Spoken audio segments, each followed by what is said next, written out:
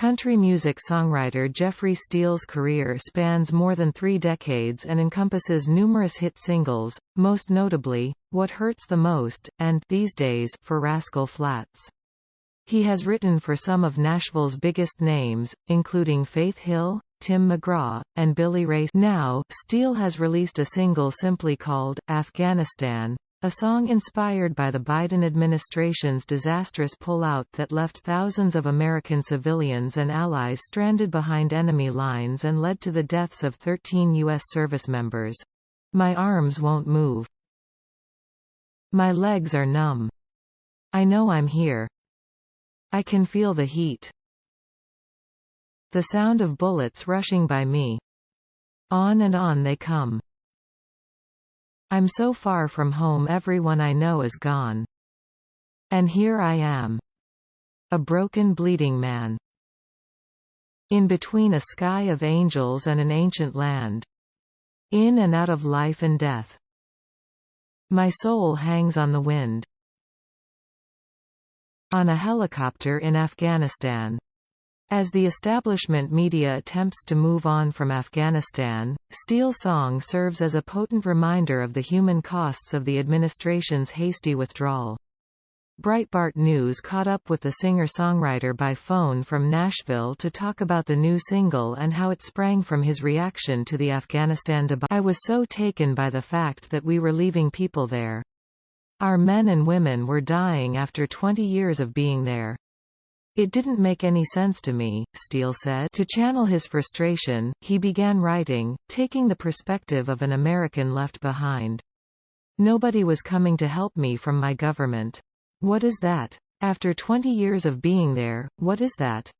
The result is a 5-minute meditation on abandonment and futility that is more sad than angry. The plaintive lyrics evoke a wounded soldier looking skyward only to meet the sound of bullets and helicopters. The song gradually builds to an improbable note of uplift, an ascension that is both tactical and spiritual. The song also built on Steele's personal recollections of the September 11th attacks. All the memories came flooding back. So I wasn't just writing about the 13 we lost and the people stranded. All of that stuff played into the song. Why were we even there? Why did all these guys? Steele doesn't pretend to have all the answers. While the song doesn't point fingers or take a political position, Steele himself wasn't shy about sharing his views on the Afghanistan war. I wish we were never there, the singer-songwriter said. I just wish if we were going to get into these conflicts, there was a true reason to be there and we had an exit strategy that didn't leave these dead troops and people stranded. He added, I just wish there was transparency and truth in our government on the highest level. I don't know where you get truth from anymore. It's certainly not the mainstream media. We know that. Steele co-wrote, Stick That in Your Country Song, a track that also mentions war, social unrest, and societal denigration. Eric Church released it in June of 2020, and earned a Grammy nomination for Best Country Solo Performance. He recently teamed up with Aaron Lewis on Am I the Only One?, a patriotic anthem expressing frustration with and calling out those responsible for the country's far-left turn.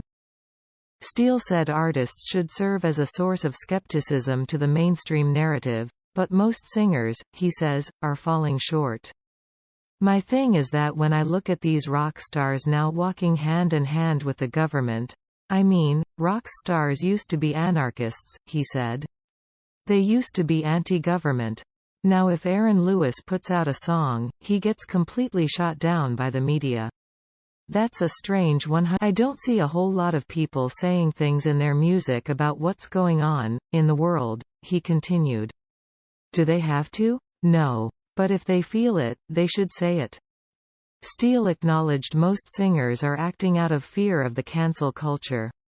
It's a fear he clearly doesn't share. If they're going to cancel me, they're going to cancel me. I've always written from the heart, he said. My ego is past all of that.